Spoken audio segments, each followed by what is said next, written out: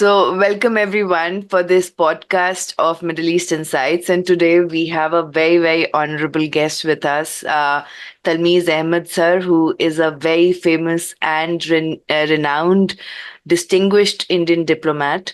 And before I delve into his introduction, I would like to state that for me, he has been a very kind mentor, not only right now, but also during our GRM meetings at Cambridge, because it's very easy to criticize, but when he went over my paper, he not only he gave so many inputs, and so many creative suggestions that informed me that he had really delved into my paper, and that was a very encouraging and empowering occasion for me. So, with this, let us now delve into the introduction of Ambassador Talmiz Ahmad. He had joined the Indian Foreign Service in 1974. Early in his career, he was posted in a number of West Asian countries such as Kuwait, Iraq, Yemen, and later, between 1987 to 90, he was Consul General in Jeddah. He also held positions in the Indian missions in New York, London, Pretoria. He served as Indian ambassador to Saudi Arabia 2000 to 2003, then 2010 to 2011, in Oman from 2003 to 2004, and UAE from 2007 to 2010. He was also Additional Secretary for International Cooperation in the Ministry of Petroleum and Natural Gas in 2004 to 2006. In July 2011, the Saudi government conferred on him the King Abdul Aziz Medal, First Class, for his contribution to the promotion of Indo-Saudi relations.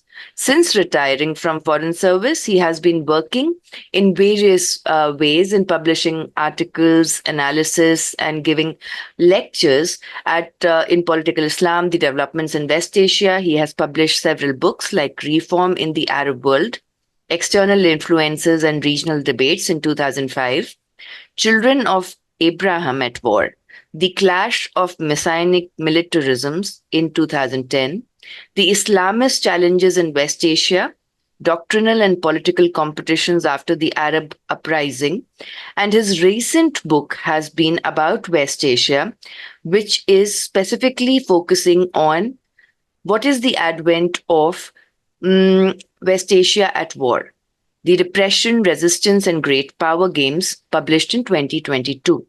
So with this, I would like to formally welcome you, sir, for this podcast. And today is a very crucial timing, specifically because of the attacks which are going on between Israel and Hezbollah since morning.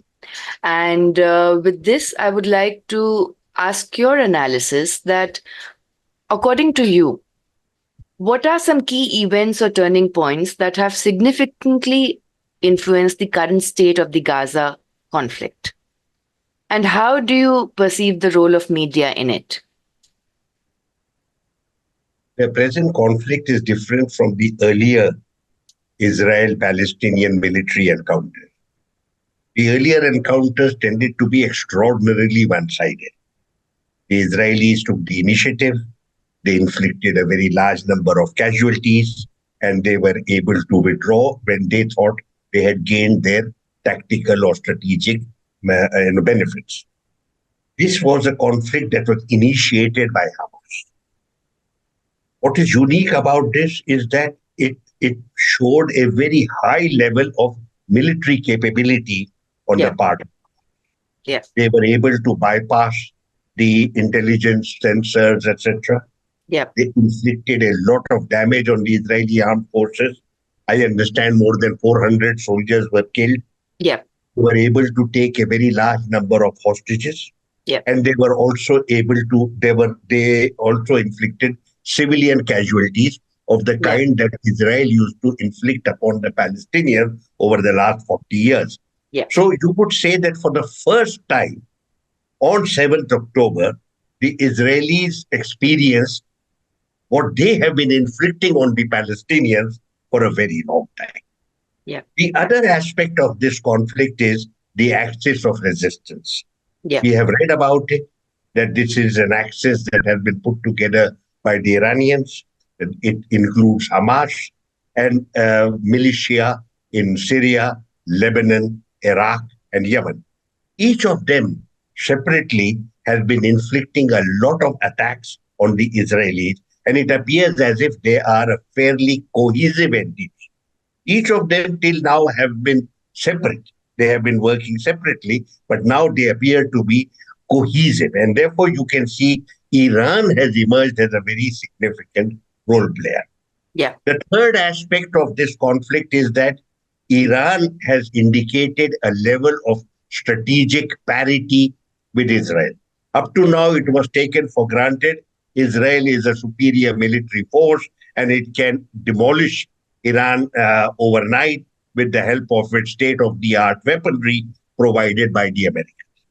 What the Iranians have displayed, particularly in the tit for tat attacks in the month of April, that they have considerable capability of their own and supported by their various militant allies in different parts of the Arabian Peninsula and in West Asia, they will be able to inflict a lot of damage on the Israelis. So it is Yeah. not as if the Israelis alone have deterrent capacity. Iranians have also indicated that they have deterrent capacity. And as a result, there has been a reluctance on the part of both players to escalate the conflict and enter into a regional conflagration.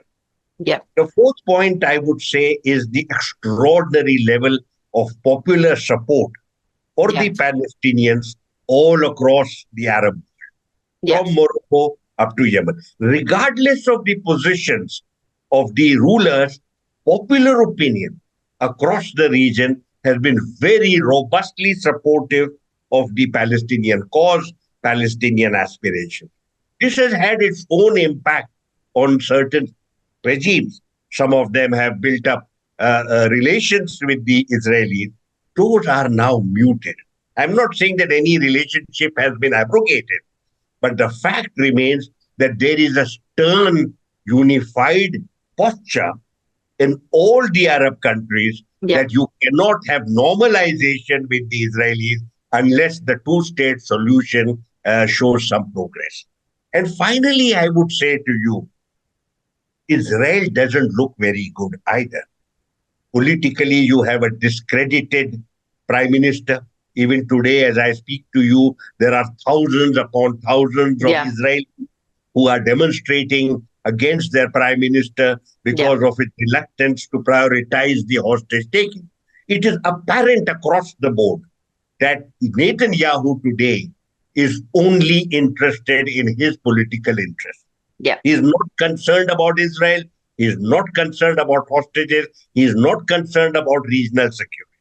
Therefore, a combination, the armed forces were discredited on 7th October. The political leadership has been discredited. And today, Israel, if I may use one word, Israel looks pathetic. What has Israel achieved in the last 10 months?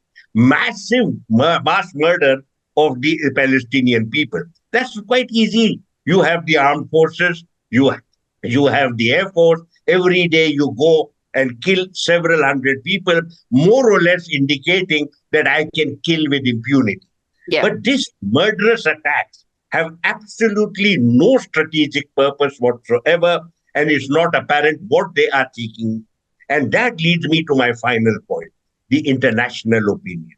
For the first time, we see that major international institutions, United Nations General Assembly, the International Court of Justice, the International Criminal Court, they have now identified Israel as capable of genocide Yeah. and capable of mass.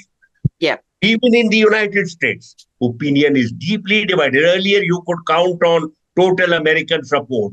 The Yeah. political leadership used to be terrified of being stigmatized as anti Semitic. Not anymore.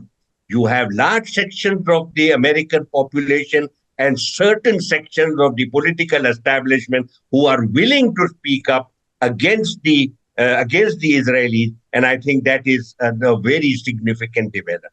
So these, to my mind, are the major six developments that are apparent as far as the Gaza crisis is concerned. That's very true, sir. In fact, there is fissure within the war cabinet also. Even though at 7 o'clock today, Israeli time, Netanyahu called up a meeting with the IDF, not in the Jerusalem center, but somewhere outside. And Yoav Gallant, who is the defense minister, who had been having clashes with Netanyahu, they both are working on this special situation that has now emerged with respect to Hezbollah and the preemptive strikes that they have to do. So, in this context, what do you believe that what is the composition of Israel's war cabinet as of now? Because Netanyahu is calling all the shots. And do you really think that other key figures like Yoav Gallant and others do have the power to change the direction of this discourse? As far as the formal war cabinet is concerned, that Yeah, has been dissolved on yeah, 17th June. On 14th June, you had the withdrawal of Gantz and Eisenkot, and therefore now there are no opposition figures in the war cabinet. yeah, So the facade of national unity no longer exists. yeah, Those people withdrew for a very simple reason. They asked the prime minister, "What is your vision for the day after? After this conflict, where do we go? What are you planning to do?" And they found to their horror that the prime minister had no idea whatsoever. He wants the war to continue for as long as possible because the minute there is a ceasefire, there'll be questions asked about him. yeah, And his future looks quite perilous. And yeah, indeed, he might even be arrested. yeah, Be that as it may, this was the reason why there is no war cabinet today. Also, at that time, some of the extremist elements who are in his cabinet now demanded to be included in the war cabinet. They are genocidal, they are racist, they are seriously obnoxious. They have desecrated the Al-Aqsa Mosque. I would say that they are partly responsible for the disenchantment of large sections of the Palestinians yeah, vis-a-vis the Israeli leadership, and therefore they wanted to be in the cabinet, in the war cabinet as well, and that had to be preempted. So the war cabinet has now been dissolved. What are Netanyahu's relations with his defense minister? The defense minister is a soldier, literally and figuratively. He is the defense minister. I can't see him resigning on any point of principle. He okay, had been dismissed from his position last year when he had opposed Netanyahu on the reform issue, and also there had been a lot of opposition to Netanyahu from the armed forces, particularly the reservists, young people who were yeah, totally horrified with the behavior of the prime minister, who was changing major rules of the Israeli, I can't say constitution because Israel doesn't have a constitution, yes, but the fundamental laws of Israel were being overturned in order to protect the prime minister who's facing charges of corruption and misuse of office. So there was a disenchantment. But under popular pressure, Netanyahu had to take Gallant back. So now you have Gallant is doing his job as defense minister. You see him roaming around the various units, meeting them, trying to boost their enthusiasm. Actually speaking, what we don't hear is that sections of the armed forces have now started wondering what is their mission. They're soldiers, they're not politicians. They are killing people by the day. 10 months have passed. They have got about 4 or 5 prominent people. I'm not even sure of the number. The Israelis keep on saying, we have killed 20,000 or 30,000 Hamas fighters and we will end the war anytime. As you know, they have been saying this for the last 5 months, and they have astronomical figures of people they have killed. Let us be very clear about the only people the Israelis have killed are innocent civilians. yeah, 40,000 of them killed in 10 months, overwhelmingly, yeah. overwhelmingly 70% women and children. If these Yeah. are Hamas fighters, then I think Israelis are completely deluded and have no clue about what's going on.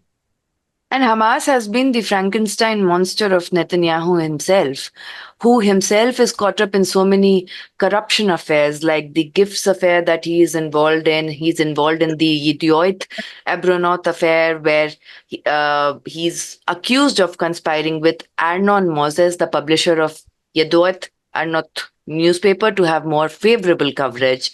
He's also involved in the Bekezwala affair, where he is accused of providing regulatory benefits to Shaul Evolvich, the controlling shareholder of Bekez. That is the largest telecommunication agency in Israel. And there are several legal proceedings around him. He has also made it mandatory for the Haredi Jews now, the Orthodox Jews, to join the military conscription. Mandatory. And so many other, changes that he's making into the conscription, the aspect of what is the price that the refuseniks are going to pay if they try to not join the military conscription. So, with all this criticism and the civil war kind of situation that has been predicted emerging in Israel, what do you think is the political future of Netanyahu, no matter how many times he goes to the Congress and addresses the Congress in US? The And future of Netanyahu yeah, is a matter for the Israeli people to decide. yeah, It is a function of their politics, of their domestic politics. At the moment, you have had a war going on for 10 months, yeah, 40,000 dead. yeah, The Israelis who died on day one, that number has remained the same. yeah, Hardly anyone has been killed since then. But every day without fail, there are numerous assaults that are carried out by the Israeli armed forces, particularly the Air Force. This is something no civilized human being should accept. yeah, This kind of bombardment with impunity is overwhelmingly upon the weak and the vulnerable. What bravery is there? What courage is there? What is the strategic purpose of massive bombardment from the air of people who are effectively refugees? I've asked this question many times that Israelis are supposed to have the most powerful army. But when was the last time this army fought another army? 50 years ago. They did well in 1973. yeah, But since then, the yeah, Israeli armed forces have only killed refugees, yeah, thousands upon thousands of refugees. If that is the sign of a military force, then I'm not sure what is the definition of military power. This is not the definition of military power. This is a definition of genocide. And I think this is where we have serious concern. What yes, happens later is neither here nor there. As far as popular opinion is concerned within Israel, we are told, we have no independent means of knowing, we are told that overwhelmingly the Israeli population has shifted to the hard right. It has genocidal views as far as the Palestinians are concerned, and you can't kill enough Palestinians according to the views of some of them. Many of these views are reflected in social media. Now, I am not sure whether social media is an accurate description of yeah, the Israeli people's views, but this is what we have heard.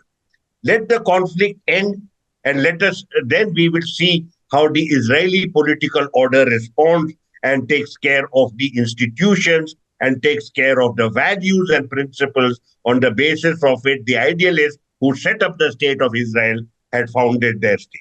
yeah. It also reminds me of one of the conversations I had with a Palestinian who said that, when two elephants fight, it is the grass that suffers. And it is the kind of genocide and um, Israel's blatant opposition to International Court of Justice and not following the Vienna Conventions, all of them happening in broad daylight, is a matter of concern. But at the same time, in US, we are going to have elections now in the month of November. At one hand, we have Trump, who has very close associations with Netanyahu. He shifted the US embassy from Tel Aviv to Jerusalem so that it can be called the capital of Jerusalem in an effort of doing so.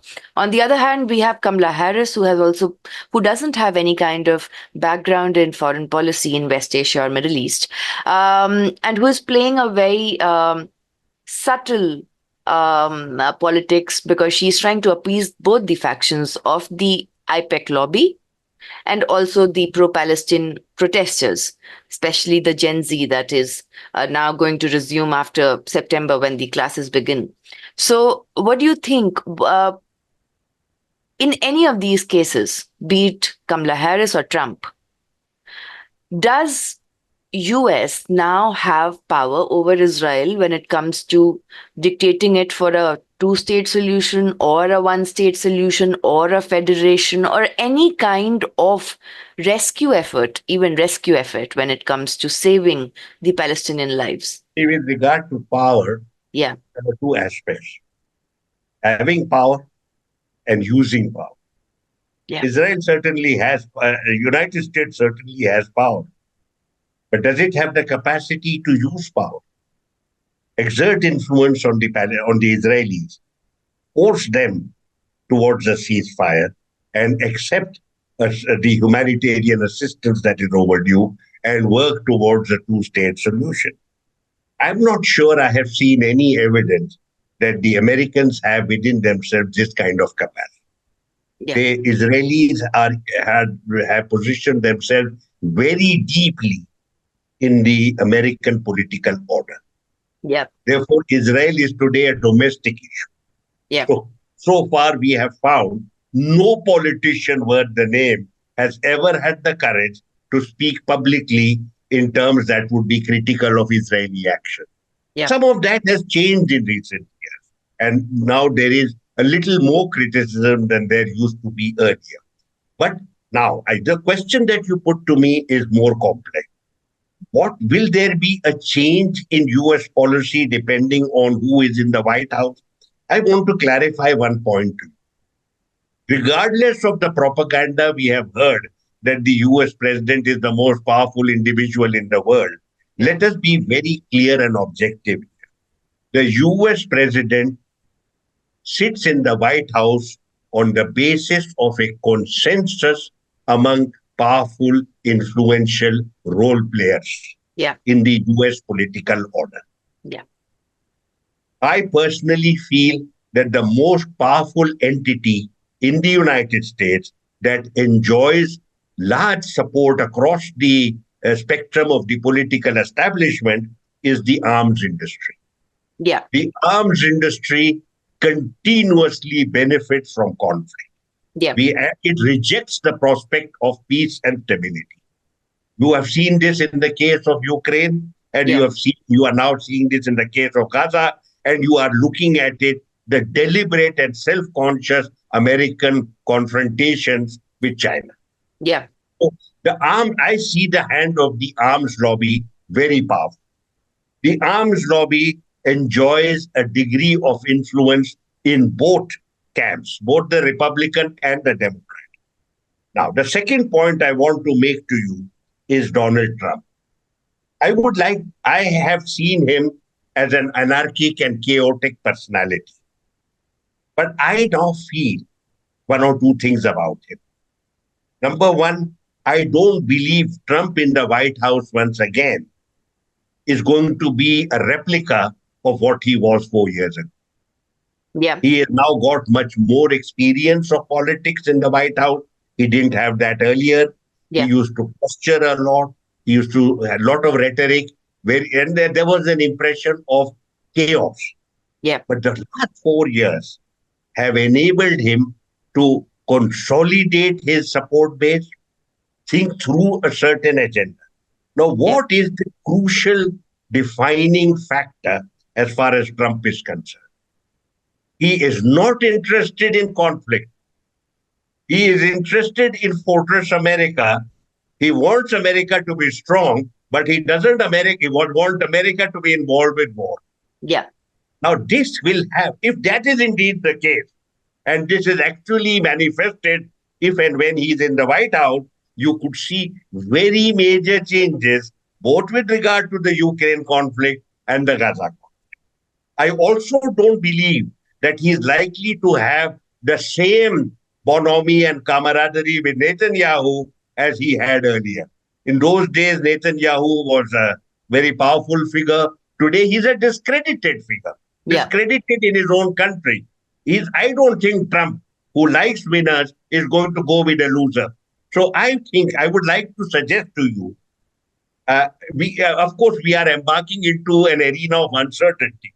yeah, But I would like to suggest to you that Donald Trump could just possibly be a force for peace. I believe that he will engage with Russia and China. Yeah. He will ensure that the United States interests are served, but he is not likely to encourage confrontation and conflict. But that Yeah. doesn't, he wants business. He Yeah. wants economic development. He is concerned about his support base. These are people who have been ignored by successive administrations, the Yeah. middle Americans. Yeah. So I have a feeling he's pandering to their interest. I have a feeling that you may just see a scenario where you could see significant changes in approach vis-a-vis Kamala Harris and Trump. We can't say much about Kamala Harris. We can only say one point, and that is self-evident that Kamala Harris was put in place by the same forces that had put Biden into the White House Yeah. 4 years ago. The same Yeah. people. Yeah. And they were till July still backing Biden. Yeah. They were Yeah. not sure that Kamala Harris would be able to stand up to Trump. But when they saw the first debate, they realized that this guy could lose, and in fact, lose badly. They had no choice but to build up the persona of Kamala Harris. And have you noticed the very powerful, because they have now just a few months left. Yeah. This should have happened at least a year ago, if not earlier. But have you noticed the massive support Yeah. being given to building up the persona of Kamala Harris? New Yes. York Times, Washington Post, CNN, BBC, these are the ones we watch. Yeah. And I am overwhelmed by the very powerful messages coming from these sources about what a great leader she's going to shape up, she is going to be, Yeah. and how completely, doddering, chaotic, completely, in fact, very unstable Yeah. person Trump could be. So I think that there is a lot of media in play promoting a certain point of view. I am speaking with a degree of caution. I Yeah. want to be cautious because none of us can predict what is going to happen. But I've Yeah. raised certain issues with you which I have not found discussed as openly in on the public platform as I have done with you just now. Thank you. Thank you so much, sir. It really means a lot. And Same side, and that we should be supported. yeah, thank you so much, sir, for giving so much of time. This podcast will be available in 3, 4 different sections. And for all of them who are watching it, please like and subscribe so that you get intimation about the notification because this podcast will be uploaded in 3